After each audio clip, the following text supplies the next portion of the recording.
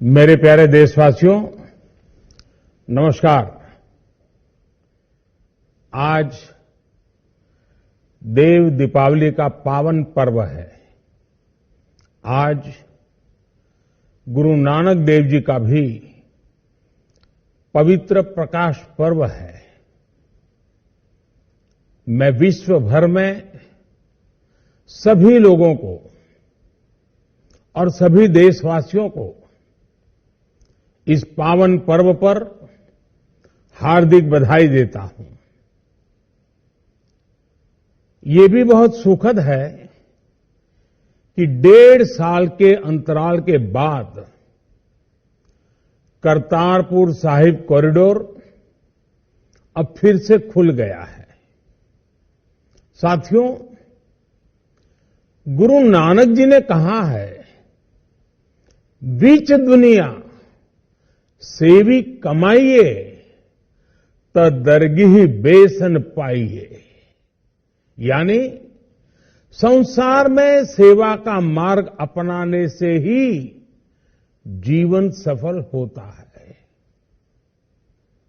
हमारी सरकार इसी सेवा भावना के साथ देशवासियों का जीवन आसान बनाने में जुटी है। न जाने कितनी पीढ़ियां जिन सपनों को सच होते देखना चाहती थी, भारत आज उन सपनों को पूरा करने का भरपूर प्रयास कर रहा है। साथियों, अपने 5 दशक के सार्वजनिक जीवन में मैंने किसानों की परेशानियों को, उनकी चुनौतियों को बहुत करीब से देखा है, महसूस किया है।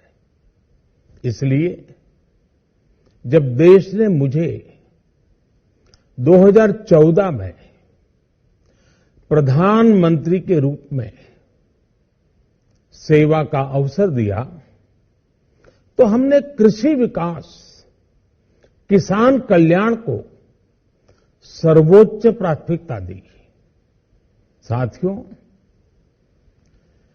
इस सच्चाई से बहुत लोग अनजान है कि देश के 100 में से 80 किसान छोटे किसान हैं। उनके पास 2 हेक्टेयर से भी कम जमीन है। आप कल्पना कर सकते हैं, इन छोटे किसानों की संख्या 10 करोड़ से भी ज्यादा है।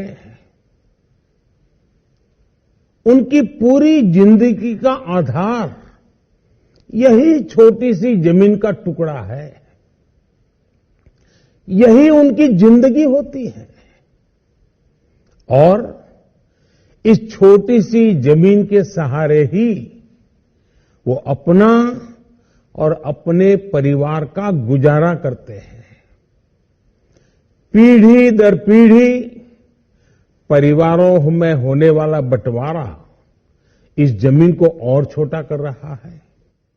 इसलिए देश के छोटे किसानों की चुनौतियों को दूर करने के लिए हमने बीज, बीमा, बाजार और बचत, इन सभी पर चौतरफा काम किया। सरकार ने अच्छी क्वालिटी के बीज के साथ ही किसानों को neem coated urea, soil health card, micro irrigation जैसी सुविधाओं से भी जोड़ा। हमने 22 करोड़ सॉइल हेल्थ कार्ड किसानों को दिए और इस वैज्ञानिक अभियान के कारण एग्रीकल्चर प्रोडक्शन भी बढ़ा। साथियों, हमने फसल बीमा योजना को अधिक प्रभावी बनाया। उसके दायरे में ज्यादा किसानों को लाए। आपदा के समय ज्यादा से ज्यादा किसानों को आसानी से मुआवजा मिल सके, इसके लिए भी पुराने नियम बदले। इस वजह से बीते 4 साल में 1 लाख करोड़ रुपए से अधिक का मुआवजा हमारे किसान भाई बहनों को मिला है। हम छोटे किसानों और खेत में काम करने वाले श्रमिकों तक बीमा और पेंशन की सुविधाओं को भी ले आए। छोटे किसानों की जरूरतों को पूरा करने के लिए सीधे उनके बैंक खातों में 1,62,000 करोड़ रुपए ट्रांसफर किए, सीधे उनके खाते में। साथियों, किसानों को उनकी मेहनत के बदले उपज की सही कीमत मिले, इसके लिए भी अनेक कदम उठाए गए। देश ने अपने रूरल मार्केट इंफ्रास्ट्रक्चर को मजबूत किया। हमने एमएसपी तो बढ़ाई है, साथ ही साथ रिकॉर्ड सरकारी खरीद केंद्र भी बनाए। हमारी सरकार द्वारा की गई उपज की खरीद ने पिछले कई दशकों के रिकॉर्ड तोड़ दिए हैं। देश की 1000 से ज्यादा मंडियों को ई नाम योजना से जोड़कर हमने किसानों को कहीं पर भी अपनी उपज बेचने का एक प्लेटफॉर्म दिया। और इसके साथ ही देश भर की कृषि मंडियों के आधुनिकीकरण पर भी हमने करोड़ों रुपए खर्च किए। साथियों, आज केंद्र सरकार का कृषि बजट पहले के मुकाबले 5 गुना बढ़ गया है। हर वर्ष 1.25 लाख करोड़ रुपए से अधिक कृषि पर खर्च किए जा रहे हैं। 1 लाख करोड़ रुपए के एग्रीकल्चर इंफ्रास्ट्रक्चर फंड के माध्यम से गांव और खेत के नजदीक भंडारण, इसकी व्यवस्था, कृषि उपकरण जैसी अनेक सुविधाओं का विस्तार, ये सारी बातें तेजी से हो रही है। छोटे किसानों की ताकत बढ़ाने के लिए 10,000 एफपीओ किसान उत्पादक संगठन बनाने का अभियान भी जारी है। इस पर भी करीब 7,000 करोड़ रुपए खर्च किए जा रहे हैं। माइक्रो इरिगेशन फंड के आवंटन को भी 2 गुना करके 10,000 करोड़ रुपए कर दिया गया है। हमने क्रॉप लोन भी 2 गुना कर दिया, तो इस वर्ष 16 लाख करोड़ रुपए हो जाएगा। अब पशुपालकों को मछली पालन से जुड़े हमारे किसानों को भी किसान क्रेडिट कार्ड का लाभ मिलना शुरू हो गया है। यानी हमारी सरकार किसानों के हित में हर संभव कदम उठा रही है, लगातार एक के बाद एक नए कदम उठाती जा रही है। किसानों की आर्थिक स्थिति सुधरे, उनकी सामाजिक स्थिति मजबूत हो, इसके लिए पूरी ईमानदारी से काम कर रही है। साथियों, किसानों की स्थिति को सुधारने की इसी महाअभियान में देश में 3 कृषि कानून लाए गए थे। मकसद ये था कि देश के किसानों को, खासकर छोटे किसानों को और ताकत मिले, उन्हें अपनी उपज की सही कीमत और उपज बेचने के लिए ज्यादा से ज्यादा विकल्प मिले। बरसों से ये मांग देश के किसान, देश के कृषि विशेषज्ञ, देश के कृषि अर्थशास्त्री, देश के किसान संगठन लगातार कर रहे थे। पहले भी कई सरकारों ने इस पर मंथन भी किया था। इस बार भी संसद में चर्चा हुई, मंथन हुआ और ये कानून लाए गए। देश के कोने कोने में कोटि कोटि किसानों ने, अनेक किसान संगठनों ने इसका स्वागत किया, समर्थन किया। मैं आज उन सभी का बहुत बहुत आभारी हूं, धन्यवाद करना चाहता हूं। साथियों, हमारी सरकार किसानों के कल्याण के लिए, खासकर छोटे किसानों के कल्याण के लिए, देश के कृषि जगत के हित में, देश के हित में, गांव गरीब के उज्जवल भविष्य के लिए पूरी सत्यनिष्ठा से, किसानों के प्रति पूर्ण समर्पण भाव से, नेक नियत से ये कानून लेकर आई थी।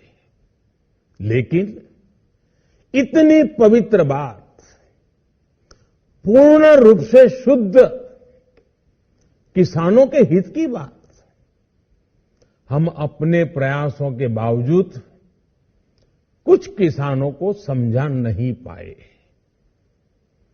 भले ही किसानों का एक वर्ग ही विरोध कर रहा था, लेकिन फिर भी ये हमारे लिए महत्वपूर्ण था।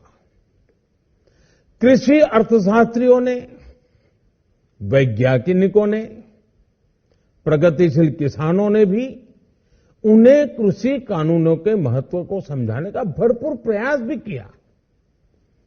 हम पूरी विनम्रता से, खुले मन से उन्हें समझाते रहे। अनेक माध्यमों से व्यक्तिगत और सामूहिक बातचीत भी लगातार होती रही। हमने किसानों की बातों को, उनके तर्क को समझने में भी कोई कोर कसर बाकी नहीं छोड़ी। कानून के जिन प्रावधानों पर उन्हें ऐतराज था, सरकार उन्हें बदलने के लिए भी तैयार हो गई। 2 साल तक हमने इन कानूनों को सस्पेंड करने का भी प्रस्ताव दिया।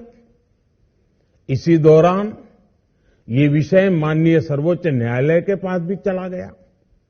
ये सारी बातें देश के सामने है, इसलिए मैं इनके अधिक विस्तार में नहीं जाऊंगा। साथियों, मैं आज देशवासियों से क्षमा मांगते हुए सच्चे मन से और पवित्र हृदय से कहना चाहता हूं कि शायद हमारी तपस्या में ही कोई कमी रही होगी, जिसके कारण दिए के प्रकाश जैसा सत्य कुछ किसान भाइयों को हम समझा नहीं पाए। आज गुरु नानक देव जी का पवित्र प्रकाश पर्व है। ये समय किसी को भी दोष देने का नहीं है। आज मैं आपको, पूरे देश को ये बताने आया हूं कि हमने 3 कृषि कानूनों को वापस लेने का, रिपील करने का निर्णय लिया है। इस महीने के अंत में शुरू होने जा रहे संसद सत्र में, इसी महीने में, हम 3 कृषि कानूनों को रिपील करने की संवैधानिक प्रक्रिया को पूरा कर देंगे। साथियों, मैं आज अपने सभी आंदोलनरत किसान साथियों से आग्रह कर रहा हूं, आज गुरु पर्व का पवित्र दिन है। अब आप अपने अपने घर लौटे अपने खेत में लौटे, अपने परिवार के बीच लौटे। आइए एक नई शुरुआत करते हैं, नए सिरे से आगे बढ़ते हैं। साथियों, आज ही सरकार ने कृषि क्षेत्र से जुड़ा एक और अहम फैसला लिया है। जीरो बजट खेती यानी प्राकृतिक खेती को बढ़ावा देने के लिए देश की बदलती आवश्यकताओं को ध्यान में रखकर क्रॉप पैटर्न को वैज्ञानिक तरीके से बदलने के लिए एमएसपी को और अधिक प्रभावी और पारदर्शी बनाने के लिए ऐसे सभी विषयों पर भविष्य को ध्यान में रखते हुए निर्णय लेने के लिए एक कमेटी का गठन किया जाएगा। इस कमेटी में केंद्र सरकार, राज्य सरकारों के प्रतिनिधि होंगे, किसान होंगे, कृषि वैज्ञानिक होंगे, कृषि अर्थशास्त्री होंगे। साथियों, हमारी सरकार किसानों के हित में काम करती रही है और आगे भी करती रहेगी। मैं गुरु गोविंद सिंह जी की भावना में अपनी बात समाप्त करूंगा। देहि शिवावर मोहे इहे, शुभ कर्मन ते कबहू न टरो। हे देवी, मुझे ये वर दीजिए कि मैं शुभ कर्म करने से कभी पीछे ना हटूं। जो किया किसानों के लिए किया, जो कर रहा हूं देश के लिए कर रहा हूं। आप सभी के आशीर्वाद से मैंने मेहनत में पहले भी कोई कमी नहीं की थी।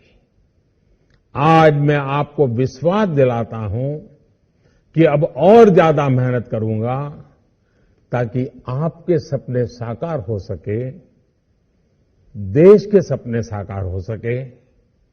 आपका बहुत बहुत धन्यवाद। Please like, share and subscribe to our channel, and your comments are valuable as well.